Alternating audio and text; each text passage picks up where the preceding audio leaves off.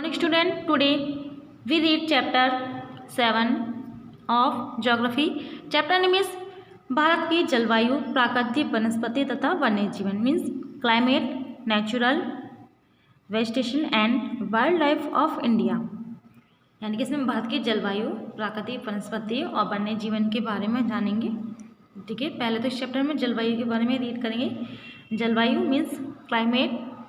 भारत की जलवायु मानसूनी है। मानसून शब्द की उत्पत्ति अरबी भाषा के मौसम शब्द से हुई है, जिसका अर्थ है मौसम या ऋतु। मानसून एक ऐसी पवन व्यवस्था है जो ऋतु क्रम से अपनी दिशा बदलती है। कहीं जलवायु बहुत ठंडी है तो कहीं ग्रीष्म ऋतु में गर्मी बहुत अधिक पड़ती है।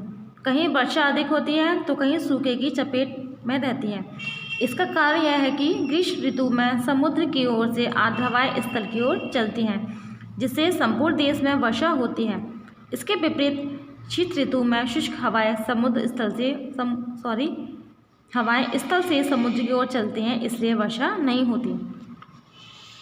द नेक्स्ट इज भारत की जलवायु को प्रभावित करने वाले कारक, effective factors on the climate of India. देखिए, निम्न तय कारक हैं जो भारत की जलवायु को प्रभावित करते हैं। पहला कारक है हमारा समुद्र तल से ऊंचाई। धरातल के स्वरूप का प्रभाव तापमान पर सबसे अधिक पड़ता है। जैसा कि हम सभी को ज्ञात है कि समुद्र तल से अधिक ऊंचाई 165 मीटर पर जाने पर 1 डिग्री सेल्सियस की दर से तापमान घटता है। यानी कि समुद्र तल से जैसे हम ऊपर जाएंगे तापमान में कमी मिलती जाती है, इसलिए पर्वतीय क्षेत्रों में तापमान घटता है। ग्रीष्म ऋतु में जब मैदानों में बहुत अधिक गर्मी होती है तब पर्वतीय राज्यों में जैसे जम्मू कश्मीर, नैनीताल आदि उत्तराखंड के राज्यों में मौसम सुहावना होता है। द नेक्स्ट इज समुद्र से दूरी। समुद्र के तटवर्ती स्थानों की जलवायु सम रहती है क्योंकि इन पर समुद्र का संप्रभाव रहता है। भारत की तट रेखा काफ़ी लंबी है। जैसा कि आप जानते हैं कि स्थल जल्दी ही गर्म और ठंडा हो जाता है। इसके विपरीत जल संवहन क्रिया के फलस्वरूप देर से गर्म या ठंडा होता है। यानी कि जल जो समुद्र हमारा वो जितनी ही देर से गर्म होते हैं उतना ही टाइम वो ठंडा होने में लगाते हैं। समुद्र के समकालीन प्रभाव से दूर होने के कारण देश के आंतरिक भाग तापमानों के अतिशयतों से अधिक प्रभावित होते हैं। अतः भारत में महाद्वीपीय जलवायु पाई जाती है। द नेक्स्ट इज हिमालय का प्रभाव। भारत की उत्तर दिशा में हिमालय पर्वत एक दीवार के समान है, जो उत्तर दिशा से आने वाली ठंडी हवा को रोककर देश की ठंड से रक्षा करता है। साथ ही यह बंगाल की खाड़ी से चलने वाली हवाओं को रोककर वर्षा करता है। द नेक्स्ट इज अक्षांशीय विस्तार। देश का दक्षिण छोर विषुवत रेखा के निकट होने के कारण यहाँ पूरे वर्ष उच्च तापमान रहता है। इसके विपरीत उपोष्णकटिबंध में पड़ने वाले उत्तरी भाग में शीतकाल में काफ़ी गिरावट आ जाती। भारत में ऋतुचक्र। भारत की जलवायु मानसूनी जलवायु है। सामान्यतः हमारे देश में 4 ऋतुएं होती हैं: शीत ऋतु, ग्रीष्म ऋतु, वर्षा ऋतु और शरद ऋतु।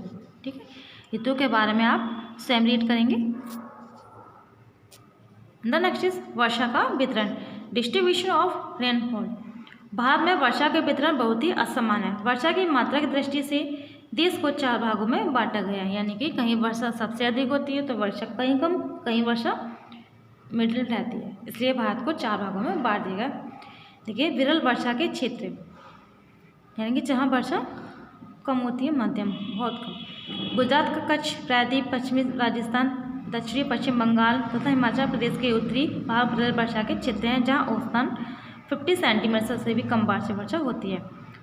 नेक्स्ट इज कम वर्षा के क्षेत्र, मध्य वर्षा के क्षेत्र, भारी वर्षा के क्षेत्र, जहाँ ये सबसे अधिक वर्षा होती है। कम वर्षा के क्षेत्र, मध्य वर्षा के क्षेत्र के बारे में हम स्वयं रीड करेंगे। देखिए, भारी वर्षा के क्षेत्र, पूर्वी हिमालय के क्षेत्र, असम, मेघालय, सिक्किम, पश्चिम बंगाल, पश्चिम भाग के तट पर भारी वर्षा होती है। विश्व की सबसे अधिक वर्षा मेघालय के मासी नाम में होती है। यहाँ 200 सेंटीमीटर से भी अधिक वर्षा होती है। द नेक्स्ट इज भारत की जलवायु की विषमताएं, क्लाइमेट कंट्रास्ट इन इंडिया। किसी स्थान के अनेक वर्षों में मापी गई मौसम की औसत दशा को जलवायु कहते हैं। किसी स्थान की जलवायु उसकी स्थिति, ऊंचाई, समुद्र से दूरी तथा पवनों की दिशा पर निर्भर करती है। यही कारण है कि हम भारत की जलवायु में काफ़ी विषमताएं देखते हैं। राजस्थान के मरुस्थल में स्थित जैसलमेर तथा बीकानेर बहुत गर्म है। ग्रीष्म ऋतु में यहाँ का तापमान दिन में 50 डिग्री से भी ऊंचा चला जाता है, जबकि कश्मीर के द्रास का तापमान शीत ऋतु में 0 से भी नीचे चला जाता है। तटीय क्षेत्रों में सम जलवायु रहती है, वे ना ही अधिक गर्म ना ही अधिक ठंडी। विश्व में सबसे अधिक वर्षा मेघालय के मासीराम तथा चेनापुंजी में होती है, जबकि राजस्थान के जोधपुर और लद्दाख के लिए में बहुत कम वर्षा होती है। किसी वर्ष राजस्थान के कुछ भाग में वर्षा बिल्कुल नहीं होती। द नेक्स्ट इज प्राकृतिक वनस्पति मीन्स नेचुरल वेजिटेशन। उगने वाली मौलिक वनस्पति को प्राकृतिक वनस्पति कहा जाता है, यानी कि जो वनस्पति स्वयं उगती है उनको हम प्राकृतिक वनस्पति कहते हैं, जैसे घास, झाड़ियाँ आदि। प्राकृतिक वनस्पति को निम्नलिखित 5 भागों में बांटा जा सकता है। द फर्स्ट इज पर्वतीय मीन्स हिमालय वन, उष्णकटिबंधीय सदाबहार वन या वर्षा वन। द नेक्स्ट इज उष्णकटिबंधीय पतझड़ या मानसूनी वन। द नेक्स्ट इज कटीली झाड़ियाँ। नेक्स्ट इज ज्वारी वन। इन वनों के बारे में, वनस्पति के बारे में आप स्वयं रीड करेंगे। द नेक्स्ट इज वनों की उपयोगिता। Utility of forest. प्राचीन काल में भारत के चारों घने वन थे, लेकिन जैसे जैसे जनसंख्या की वृद्धि होती जा रही है वनों को काटा जा रहा है। मुख्य रूप से कृषि भूमि का विस्तार और मानव आवास के वनों को काटा जाता है, यानी जैसे जैसे कि जनसंख्या में वृद्धि होती जाएगी, लोगों को रहने के लिए जगह और चीज़ों की जरूरत होगी, उसी तरह से लोग क्या करते हैं, कृषि को साफ करके रहने के लिए जगह बना लेते हैं। देखिए, वनों से हमें निम्नलिखित लाभ हैं। फर्स्ट इस वनों से हमें बहुमूल्य पदार्थ मिलते हैं, जैसे कि इमारती लकड़ी, कच्चा माल, गोंद, शहद, तारपिन आदि। वनों के कटने से वर्षा की मात्रा में कमी होती है। द नेक्स्ट वनों के काटने से भूमि का अपरदन तथा बाढ़ों की आवृत्ति होती है। वन हमें ऑक्सीजन देते हैं तो वायु प्रदूषण कम करते हैं। वनों पर अनेक उद्योग आधारित हैं। वन मनुष्य के लिए नहीं, पशु पक्षियों के लिए बहुत उपयोगी है। वनों में पशुओं को प्राकृतिक चारागाह उपलब्ध है।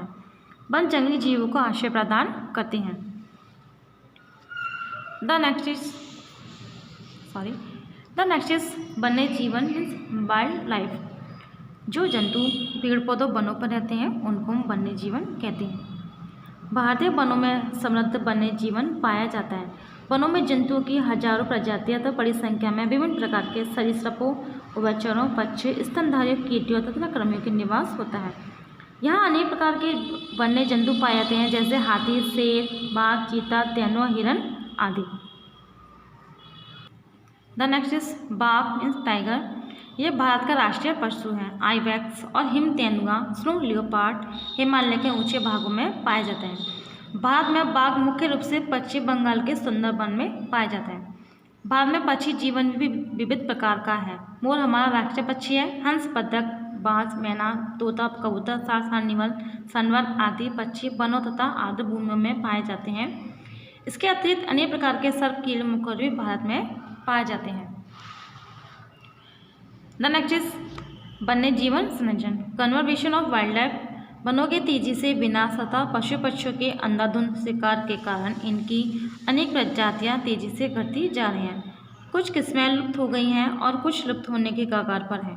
प्रकृति की जैव विविधता खतरे में है। प्रकृति में प्रत्येक जीव खास श्रृंखला में फूड चेन में अहम भूमिका रखता है।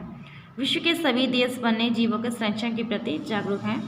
भारत सरकार ने भी इस दिशा में महत्वपूर्ण कदम उठाए हैं।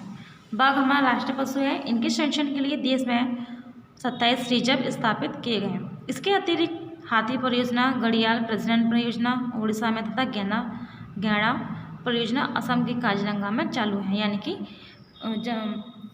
कुछ वन्य जीवों की जनसंख्या में कमी हो गई है, जिसके लिए सरकार ने उनको अलग से रहने के लिए जगह बनाई है, जिससे कि ये प्रजातियाँ लुप्त होने से बच सकें।